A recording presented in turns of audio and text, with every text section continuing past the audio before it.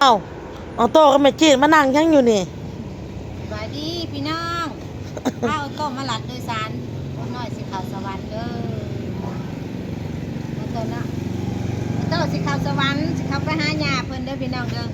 แล้วพาเอามาส่งเพิ่นมาส่งอยู่กลางทางเลยลัดรถโดยสารอ้นสิเมื่อสวรรค์เมื่อเวียกพี่น้องเอ้ยเมื่อธุระไปธุระที่สำคัญเนาะพี่น้องเนาะเข้าเมื่อเนาะพี่น้องเนาะมันลัดรถอยู่พี่น้องนี่ให้แม่จีดจับเอาโต๊ะไว้จะแล่นออกทางถ่ายคลิปเอาจักน้อยก้อนมาหน้านี่ได้มากเลยพี่น้องเอ้ยลัดรถหันนี่ได้แม่เอ้ยรถน่ะคันเฮาจากลัดเข้าเมื่อแลบ่ได้มีบ่มีปกติหันมันสิหลังเขาหลุดๆดอกติดๆกันเลยรถสองแถวบัดมาถ้าเบิ่งโดยสวนๆกันบัดมาคันนั้นก็จอดคันนี้ก็จอดพร้อมกันจักสิขึ้นคันใดบัดนี้ได้แม่นบ่ละรถนี่โดยสารเด้แม่นอลีไปก่อนเด้อรถโดยสารมาได้มามาลูกมาออกสวรรค์แล้วนี่เอาโตกินนม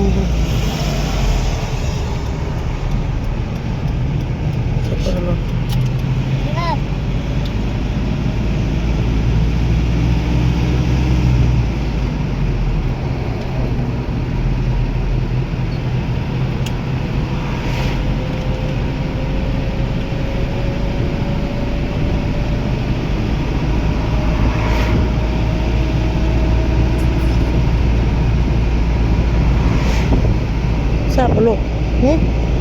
แซ่บบ่แซ่บบ่ลูกแซ่บแบบว่าเขาสวรรค์ที่แรกหันสิไปได้เอาลูกเขานำที่แรกนะพี่น้องเลยไห้มันไห้แอบลูกก็เลยเอามานำแมลงกับว่าสิกับแล้วแมลงสบายดีพี่น้องมื้อสุขทุกคนนะจ้ามื้อนี้อ้นกะสิมาเฮ็ดกับข้าวพี่น้องเฮืออนกนะพี่น้องเด้อมาเฮืออนกคือเก่าพี่น้องสิเฮ็ดผัดบรอกโคลีพี่น้องเจียวกระเทียมก่อนพี่น้องบรอกโคลี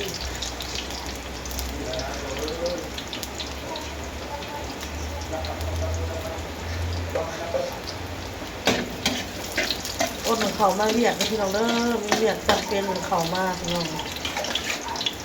เอาหมูลง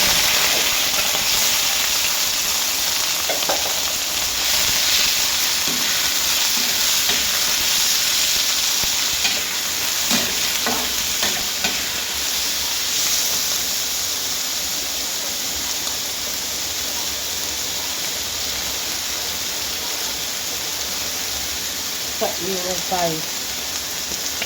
น้ำปลา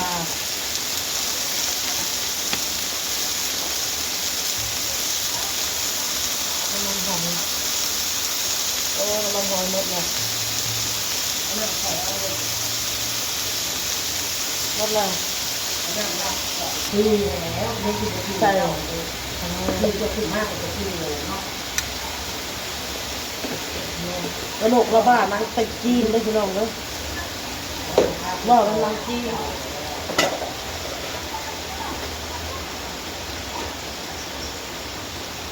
โอ้ยคนงัว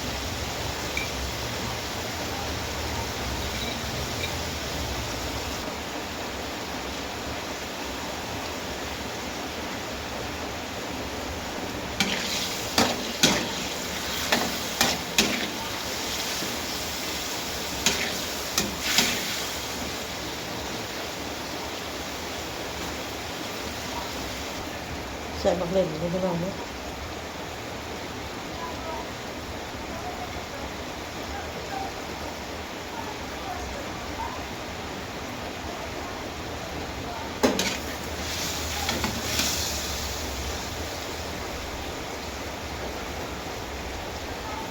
บักกะหรี่ลงไป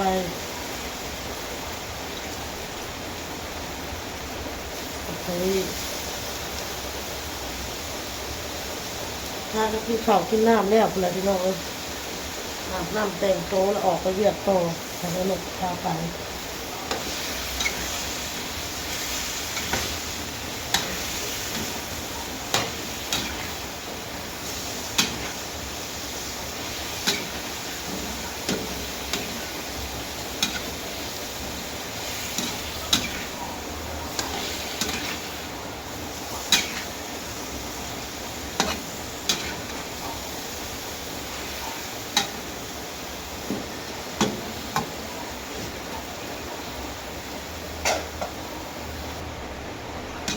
รสน้ำหวาน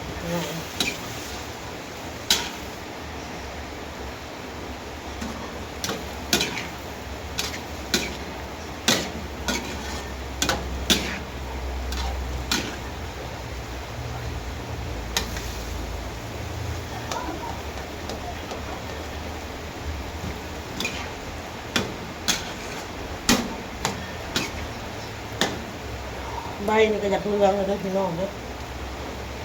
ข้าวหอมเปรี้ยวอยากเลืองเนาะ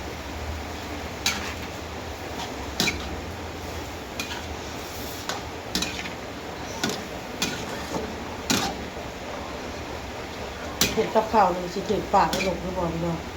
เพราะว่าไอ้หนกเราเป็นคนที่แบบบ่กินหวานบ่กินน้ำตาลค่ะนะคนเราเป็นคนที่แบบกินน้ำตาลค่ะ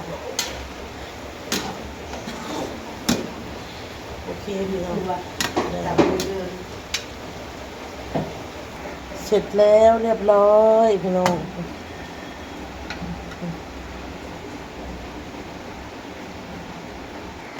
หันมาทางนี่พี่น้อง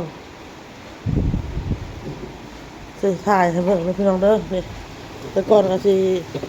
เป็นป่าโหกๆแถวนี้ค่ะเพิ่นเฮ็ดแป้นมาแล้วพี่น้องเติดเลยเห็นบ่แล้วก็บัดนี้ค่ะหลังจากอเมซอนไปแล้วพี่น้อง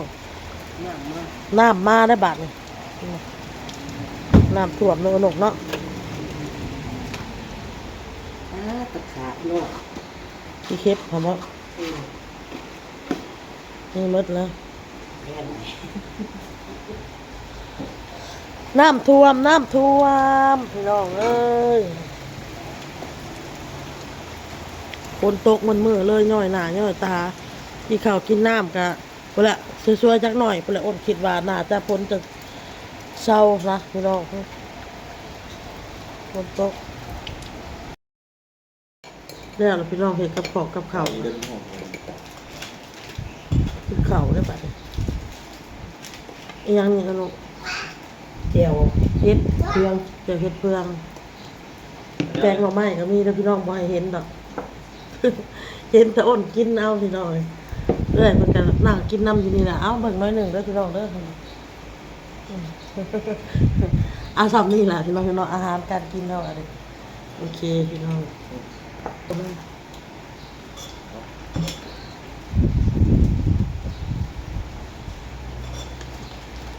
อันเนี้ยโคดักกันละเวียดครับ อืม แล้วก็ รอตอนบ่ายเนาะ ตอนนั้นก็ได้ ตอนสวยระวังตอนสวย โคซ่าเวลาผมโคไปนั่นโคซ่ามีโคซ่าคุณโคซ่าสองบอลจะเบิร์มันหลายบอลถูกใจนอนตัดสินใจ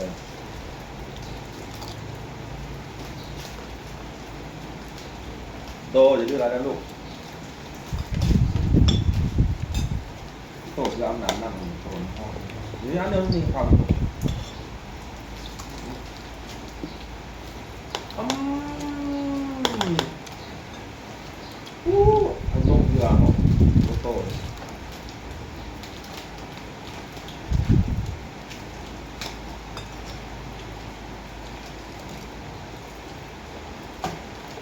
ี่มันก็เปิดเนาะไก่ตลอดมันปีไก่ใช่ไหมเนาะต่อแจ้งและไก่โอ้ยคือจะออกคือตลอด เมื่อคุณว่าปลาไก่บ่ ขาแล้วไก่ไอ้หมองเก่าเลยบ้านเนาะว่าเมืองไงแล้วพอดี ไปอยู่ลูกสาวมือเลย ฮะ ไปอยู่ลูกสาวมือไปเห็นเรื่องนู่น ไม่เรียกไม่เรียกอะไรนะ เราเห็นไอ้ไก่โพดลงเสาๆเห็นอัน ต้มแล้วว่ะแค่ต้มซื้อก็หยองแค่คือต้ม เริ่มต้มหรือวะ ต้มยังน่ะ แค่คือต้มก็จะบอก เขาต้มเพิ่นฮะ คือแค่คือต้มคือไก่ตีไก่ ไก่เสียต้องต้ม ลูกกระไตมาลูก ไก่เราได้ไปทำเดียวโมเมนต์เป็นเลย ในใจมันอยากเล่นไก่ทุกพอ ไก่ไก่อะไร ก็ไม่ได้ยินคือไก่ไก่ น้องคนเอาเห็นไก่เงินกันไก่กินแล้วก็เสร็จก็จะไปนะไปกันอยากกินน้ำวันนี้มานำเย็นกัน ลูกเนาะ ดูนะครับดูดูดู ถ้ามันเห็นแหละคือเก่าถ้ามันกินน้ำธรรมดามันก็หายกิน ต่อ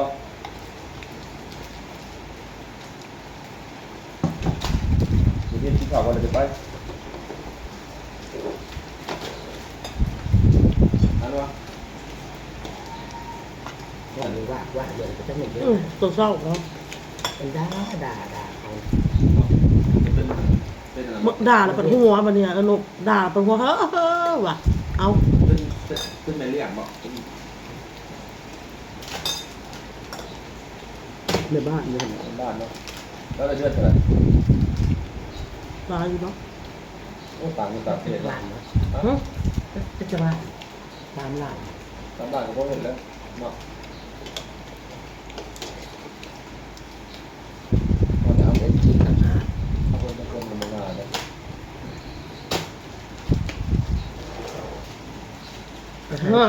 เงินเขาเอาให้ต่างหากซื้อของยุงเขากินไปตลาด ขอโทษด้วยพี่น้องเนาะเสื้อผ้าเขาก็สักเองเนาะ เอาแค่อนามัยเงินเวทที่ เป็นงง กับซ้อ เนาะ นเขาเลยซ้อนเนี่ยเขาใส่ชีวิตประจำวันได้ น้ำรอด